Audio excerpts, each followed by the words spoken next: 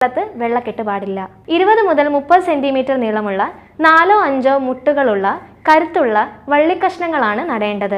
വള്ളികളുടെ തലപ്പവും നടുഭാഗവും നടാനെടുക്കാം. അടിവെള്ളം ചേർക്കൽ മധുരക്കിഴങ്ങ് കൃഷിക്ക് നിർബന്ധമാണ്. 1 സെന്റിന് 2 കിലോ കുമ്മായം ചേർക്കാം.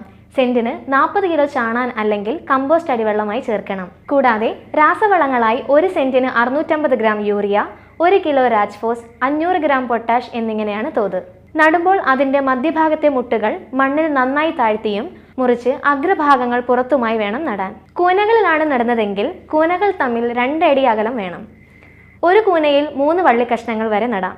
നട്ട വള്ളികൾ വേഗം വേര് പൊട്ടാനായി ആദ്യ 2 ആഴ്ച കാലം നന്നായി നനയ്ക്കണം. നട്ട് 2 ആഴ്ച കഴിഞ്ഞും 5 ആഴ്ച കഴിഞ്ഞും കള നീക്കി മണ്ണ് കൂട്ടണം.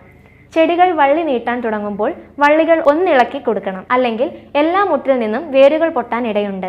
ഇലകൾ മഞ്ഞളിച്ചുണങ്ങാൻ തുടങ്ങുമ്പോഴേക്കും വിളവെടുക്കാം.